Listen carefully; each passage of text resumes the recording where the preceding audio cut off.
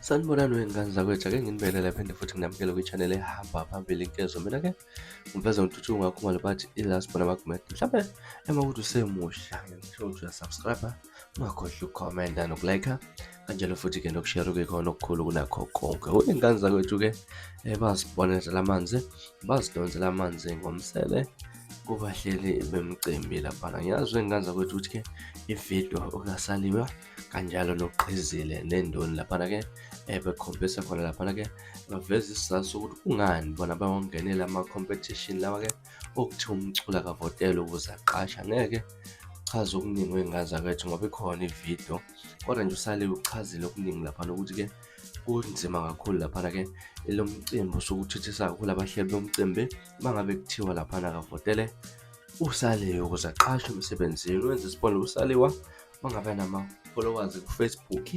163 kuphela nje ama-Facebook 163, ukuchazile ukuthi-ke kuzothiwa 150 times u-163. Ungachazi ukuthi mhlambe umuntu uvote kaningi yini. Mangathiwa abalandeli bakaSaliwa votani kanye, kubalandela 163, umuntu avote kanye laphana 150 ukhipha u-244,000 lapha. Lokusho ukuthi-ke uSaliwa usenemali enhle, bese kuthiwa-ke kulo mcimbi lowo akaqashwe ngo-15,000, bese futhi jike kuyakhala nawona 15,000 ngcele ku-20,000. Ingakho-ke lezi nsizwa zingathandi ukwangenela ama-competition-ke anjalo ngoba laphana akathuthukisa kakhulu abahleli bemcimbi. Ngase kwethu angazi namhlanje uyibona kanjani le ndaba, kodwa mina bathe mabayichaza labafethu ngakubona kuyiqiniso impela. Kungcono mhlawumbe mangabe-ke abahleli bemcimbi bayibuka ngenye indlela le nto, mhlawumbe umuntu ahola amavoti akhe kube khona-ke noma ingxenye iyamavoti akhe, mhlawumbe kube u-40% okanye 50% evotini lakhe bese yaqashwa-ke futhi. Ngoba uma ungabe ubheka ngaza kwethu-ke iningi kakhulu imali ethunyelwa mangabe kuvotela umculo kumele awine, but mangabe kuthiwa akasawine uwina imali encane kunalena avotele ngayo. Kodwa ngenye indlela esuke yenziwa abahleli bemcimbi nakhona ukuthi-ke udle umculo. Angazona mhlawumbe kuthina okwakubhawola ngalolu daba nayo ividiyo kaSaliwa noGqizile neNdoni besichazela kabanzi. Xolisa kakhulu ngane zakwethu-ke ngokwanda ngomlomo, kodwa-ke nami bengiqonda ukugcizelela nokubeka esithombeni ngalolu daba. Nisiphathe kahle, thanda kakhulu. Okay bafowethu, uNdoni Music, uGqizile uSaliwa umphathi wethu. Namhlanje sizoliphendula ukuthi why singayengeneli into ekuthiwa competition. Siyongenele award because vele i-procedure ama-award ukuvota. Cela ukwenza isibonelo ngoSaliwa ngama-followers akhe ka-Facebook kuphela. Ake sithi Mashamase wenze iKamishi Music Festival. uSaliwa una-162,000 followers. Okay, on Facebook, siyakhuluma ngo-Facebook kuphela. If we get to R1.50 times bonke labantu abangilandelayo 162K, bese ngithi ngicela uvote kakodwa ungaphindi.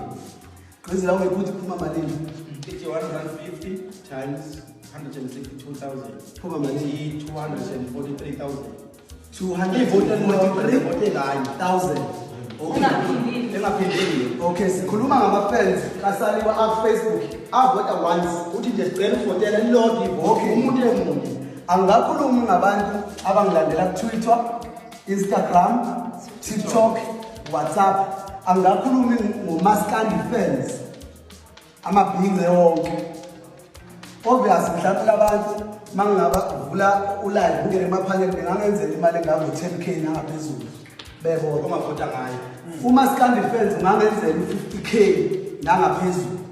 Ngizocela amabhinge. Angakhulumi ngabantu abaloyali emculweni wami, abaloyali njengoDlamini kumacela khona bekhipha 2,000, okay bekhipha 2,000, omababa irank yawa-empa-ke ngikhipha 6,000, odisco ogatsheni ibandla lasostela. Labantu laba bengangenzela imali engango-30,000 nangaphezulu bese ngizoqasha ngo-20,000. Saliwa 20K ngiyaqashwa. Asikakhulumi ngabanye abaculi oNdoni noGqizile noNavigate ukuthi benze malini bona. Okhomba ukuthi leli kabishi sengawenza u7 million. Lelikhanishi labo 150 bangabhinca. Isona sizathu esikhulu esenza ukuthi singafuni ukungenela imincintiswano ngoba ayisizi ngalutho. Izuzisa ogqinga abenza imali. Bese beyokhanda bethenga ama-site bekhanda ama-plate bephile right nezingane zabo zisale zethu zihlupheke. Thina umuntu ofuna ukusisupport abantu uma befuna ukusisupport abacela ama-account yeNdoni Music besiphe labo 150.